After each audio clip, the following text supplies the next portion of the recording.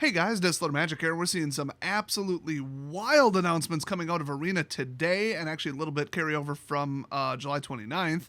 So I combined them into one video. We are going on a trip with this one. I mean, they're splitting like the season in half, duplicating the rewards. They're adding an event where you can get multiple draft tokens as a reward. Buckle up because this one's about to get wild. Some of it's the usual, but some of it isn't, so let's just jump into it. They do say, hey, go take a look at the latest Arena State of the Game. And that came out on July 29th. I guess it didn't look very interesting or something, or I skimmed it and I'm like, we already know all this, or whatever's going on. Who knows, maybe I even made a video covering it. But one thing that I don't remember seeing there that I did want to point out, they would like you to know that for several months now, we've been working on a large-scale change to our back-end systems. This won't have much of an immediate impact for players, but it is a crucial step to help us ensure long-term stability for MTG Arena and maintain the ability to keep it supported and running well for many years to come. As a professional software engineer, let me just translate that. They really screwed something up in the first version of Arena, and now they have to go back and do it the right way. And it's going to be a lot of backtracking, a lot of work, and a lot of pain. That's just the polite way that one would typically phrase a project like this, so maybe I'm reading too much into it. I doubt it. So, we're going to run a couple patches and the game will run better, right? It's all going to be in the back end and we won't notice. Oh no, you won't believe what they're doing. So they say because of the size of this change, there will be a few differences that players will see for this release. First, we're planning about 4 hours of downtime from 7 a.m. until 11 a.m. Pacific Standard Time on August 10th as they make the switch over to the new system. I'm sure it'll work great after that. We will also need to disable starting new matches about an hour before the downtime starts, before bringing things back up when we resume. I wouldn't go anywhere near a match that morning or the night before, because who knows, if your match lasts longer than an hour, oh boy. I'm not saying it'll make your account explode, but I'm not saying it won't. Another effect of the change is that you will be unable to spend any mastery orbs from Strixhaven School of Mages after this downtime. Okay, so if you've been procrastinating on finishing your studies, now's the time. I thought that we're on a new mastery pass that didn't involve Strixhaven, or is that the last one? I thought we're on a D&D one. I don't know. I don't have the game open. I didn't think you could run 2 mastery passes at once or whatever. They even say spending mastery orbs from Dungeons & Dragons Adventures in the Forgotten Realms will be unaffected. Once again, didn't think you could run 2 at once, but maybe you can. Maybe there's a button to see all the past ones. I don't know. Now, here's where it gets wild. A major impact is that we need to split the normal August 2021 ranked season into 2. An early August season running August 1st through the 10th and a late August season that runs August 10th through the 31st. Okay, didn't see that coming. I probably should have read this at the time, but I almost feel like they snuck this in or something after the fact because I feel like I'd remember reading this. So the rank reset between these 2 seasons, and I use that term loosely, will be smaller than normal, with Mythic players being reset to Diamond 1 and all other ranks being maintained. Okay, so they're just kicking people out of Mythic, and that's it. Everybody else is unaffected. That'll go over well. Both seasons will have the normal rewards and will award entries into the qualifier weekend. Okay, that won't screw up the numbers or anything, or double enter people or cause a disaster, I'm sure. Some kind of mathematical anomaly or glitch or blow your account to smithereens. So the, quote, early August season will award entries to the top 500 Mythic players. I think it's usually 1,200, so that is weird. While the late August season, will do 1,200. Yeah, I wish I could have blazed all the way to Mythic in like 10 days, but, well, I don't know, it's only the 5th today. So additionally, given that this is such a major change to the internal systems, we may see more issues and surprises. That's a great way to put it. Than normal with this release. Every release, we monitor our bug reports and social channels for any problems players run into. But for this one, we'll be stepping that up several notches. There are problems they haven't fixed in like the last 3 years, so sure, I'll take your word for it. If you do run into problems, please use the bug report link or contact customer service. Yeah, contact customer service on social media and make sure you have a big following. That's how you get it done. We'll have the team on standby to make sure any issues get addressed and the patches flow quickly. Sounds like they're already anticipating a disaster because they know this is such a crazy, significant change that's held together by duct tape. There was a little side announcement in this one that I thought was a bit odd. They wanted to clarify that for the upcoming Jumpstart Horizon, whatever the heck it's called, release thing, the 400-ish cards that are already in Arena will use their fully old version. They're not going to get the new MH1 and MH2 like reprint with the new set symbol and the new art because, I don't know, that would be hard or something, or make the game too big, and now it's on mobile so they actually care. So all 400 or so will use the old art and the old versioning, which actually is kind of nice when it comes to the whole unlocking multiple versions on accident thing. The game's not always as good as it should be about me, like right now, playing with cards that I unlocked in M19 when, you know, they made it an A symbol thing, kept it legal, and then I see a big screen of, oh, you don't have the A version, and then I accidentally unlock a 5th, 6th, and 7th copy of it. The filters work pretty well now in the search, but they didn't always. And in fact, they didn't always used to exist at all, which was a problem. So I thought that was interesting. Also, we have, remember, 31 brand new cards. And they appear to be almost exclusively the Perpetual, Conjure, and Seek mechanic cards. So I gotta cover the rest of those spoilers. I think we've seen them all at this point, actually. In case you haven't heard, they're adding 100 card Historic Brawl instead of 60, which forces you to run even less consistent decks because it's singleton, but it's bigger singleton, so every individual, you know, broken, hyper-synergistic card that does some degenerate combo is diffused a little bit by, well, relative to itself, quite a large percentage, actually. I think this is a good move. In fact, I think they should completely remove 60-card Historic Brawl, which it sounds like that's what they're doing. They're just kind of redefining the format, and so they just invalidated all your decks. So good luck with that. But I might maybe look into this, but the big problem with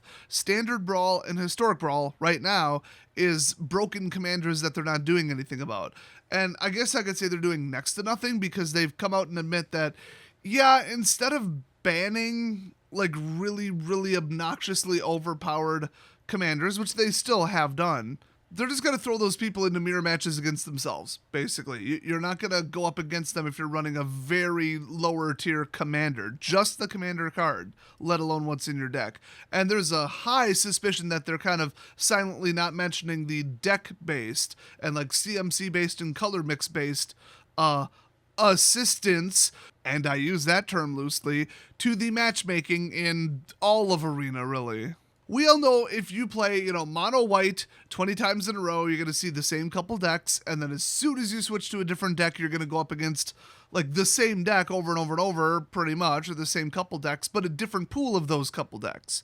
It's almost like they will match you up against decks that you're really bad against and don't have an overwhelming win ratio against if you keep winning with that deck. Just a theory that I've witnessed over and over and over and over and over enough times to almost not call it a theory and call it a fact, but, limiting you from winning 90% of the time by pumping the brakes and putting you up against a rigged opponent. I wonder what would be the mathematical basis and benefit for that. Let me think about that for a second. Oh, that's right, that's obvious. So just keep that in the back of your mind, just saying. Oh, now Standard Brawl is unaffected, it's still 60 card. I mean, I do kind of agree with that because Standard is such a small pool. In the last year, they've added, I think, over 1,000 cards to Historic, so yeah, that's a lot. They're already looking forward to, you know, the rotation, which so am I, although they're going to, like, unban a card that was already banned in the pre-rotated format or something like that, or I don't remember exactly what it was, but it's something that everybody was like, well, then just do it. If it's a problem now, it'll be a problem later. But they're not outlining that right now, but they did want to tell you that there will be a renewal egg in your profile if you've logged in at least once before rotation. So do that. I think the egg gives you, well, I think you get the new starter decks or pre-release decks or whatever no matter what. But then I think the egg gives you like maybe like a draft token or like a bunch of wild cards. That I'm pretty sure about. I don't know. I mean, I don't think they've outlined exactly what's in it, but considering its rotation, they're probably going to give you a whole bunch of packs as well. Hopefully like 15 or something. I mean, when you just kill people's like every deck they run and then don't give them enough wild cards to even just play the game with one damn deck to build one thing, they're just looking at, oh, drop $100 on the game or leave. So usually it's pretty darn aggressive. So I don't know what to say other than, well, don't register a brand new account after the September rotation. And if you do have one, I'm not sure how far it goes back, but just log into the game and do nothing, then log out at least once before then.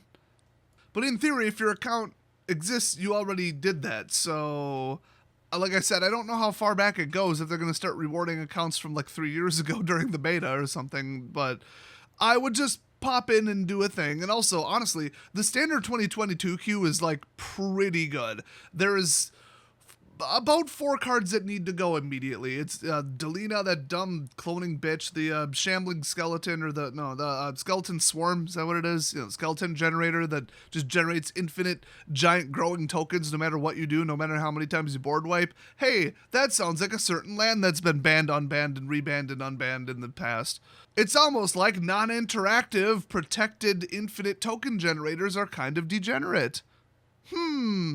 That stupid troll saga where the entire rest of the deck is land destruction and board wipes, that's a real treat to play against. That deck is honestly an absolute slap in the face to the game. And I forget what the 4th card is, but you guys could probably imagine. Oh, then in this article, they outline the map again, showing you exactly what will be legal, what will rotate out, which is nice. But I love how in 2022, it's just question mark and double question mark. But where's the triple question mark? In fact, there should be 4 sets coming out, so I guess they're just not looking forward that far. But those would be included in the next rotation, so I'm not sure why they didn't fully draw it, but whatever. Except, wait a minute, wasn't there a theory that they're going to mess with how often standard rotates, and that the initial thing that they tried to do was go 2 in and then rotate it? Interesting. Although, actually, looking at it now, like if you go all the way to their boundary from Zendikar to the double question mark, which would be the 2nd set in 2022, that's 8 sets. That's usually what we have before rotation. So did they accidentally just confirm via this very interestingly drawn graphic with interesting boundaries and interesting gaps in the lines here that they're going to be rotating the format halfway through 2022 and not during fall of 2022 or sometime near early winter? I mean, we do know that we're getting 5 standard sets this year. We're getting the double Innistrad things. So are we looking at a July rotation next year? I mean, they almost seem to have confirmed it. And the other thing I want to throw out here is, question marks. Yeah, as if we don't already know that it's almost definitely going to be Kamigawa Neon Dynasty. And spoiler alert, Return to Dominaria, titled Dominaria United. Title pending approval, subject to change. Somebody found like a domain name registration or something that Wizards registered, so that the name has already been very seriously snapped up.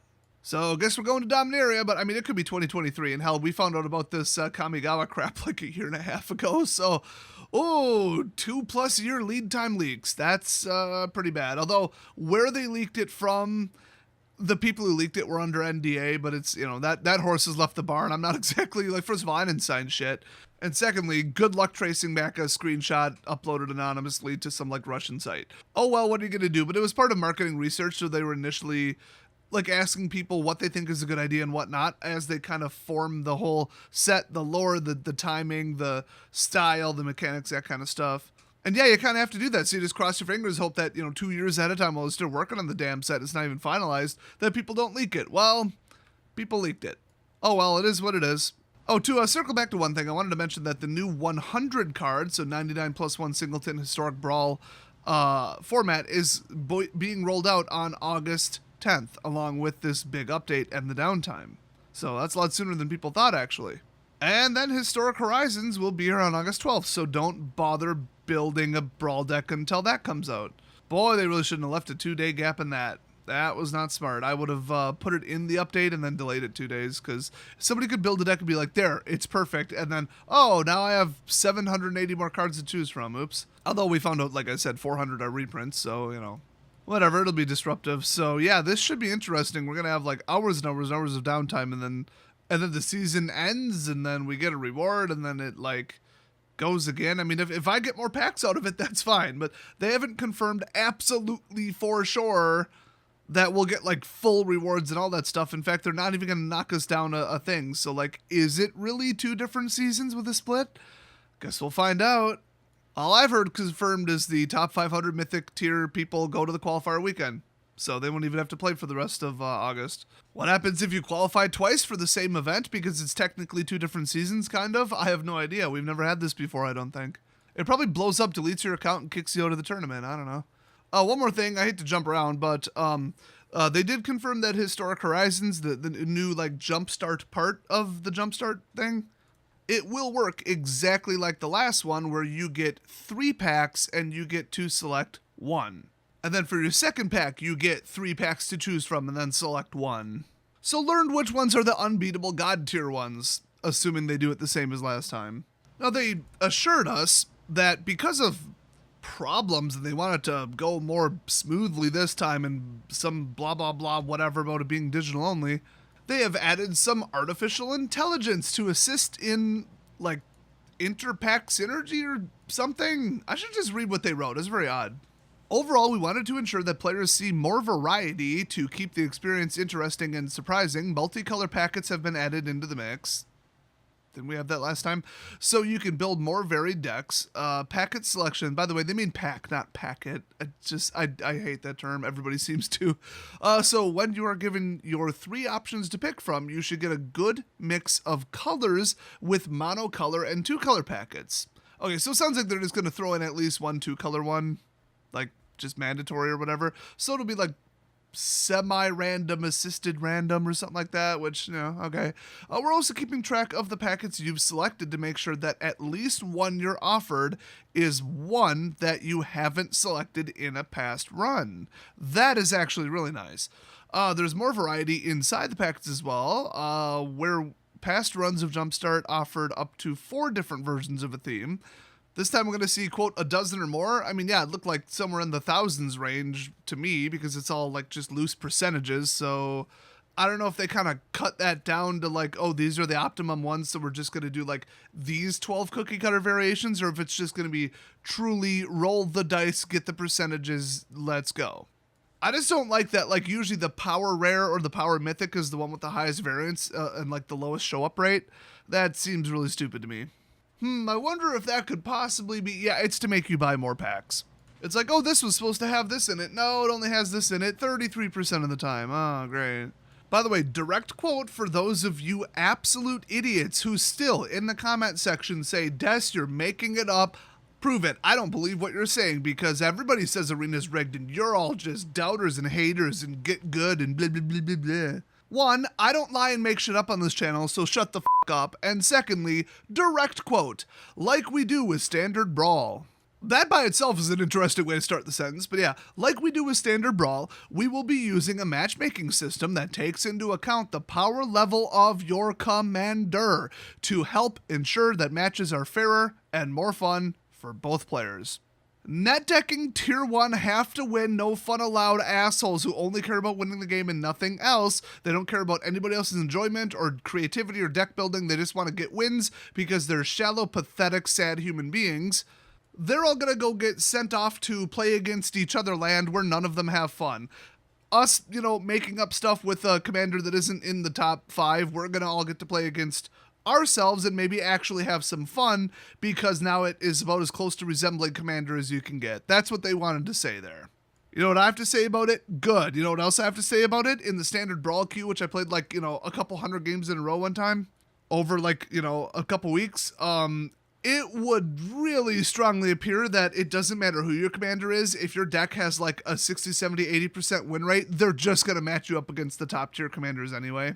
So they say it's based on the power level of your commander, not commander deck, your chosen commander, which, you know, is like the color and the CMC and the average build style of your deck in theory. Although, I mean, really, Kenrith, really, 5 color, you could build anything. Like, really? I personally built 3 different decks with that guy at the head, and they all operate completely differently, so that's a stupid way to do it. That's why I'm thinking there's a little bit more to it than that, and when I started, you know, building like some little side deck and just demolishing everybody in my path with it, I started to go up against, you know, just the same couple, you know, Ugin and Kinnan and all this other broken crap, so, they seem to have an overriding safety measure that cares more about your win rate with that one deck than who your commander is, even though they just stated kind of by omission that the only thing that's important is your commander, nothing else. Clearly something else is considered. I mean, come on. But that's just a theory, a game theory. Well, the news just keeps coming with this one. We've also got a draft challenge for AFR. So they say, competitive draft lovers, you won't want to miss this chance to hone your drafting skills on the latest Magic set. Format traditional draft, best of 3 only, with the new AFR set. Entry, 3,000 gems or 20,000 gold. Holy crap. And you play until 6 wins or 2 match losses. So if you get 6 wins, you end up with 4 player draft tokens. Oh yes, that's on the line. And you win 20 packs as well. And then for 5 wins, you get 3 player draft tokens and 15 packs. You also get 3 player draft tokens for 4 wins, which is pretty good, plus 10 packs. And then 3 wins gets you 2 player draft tokens plus 6 packs.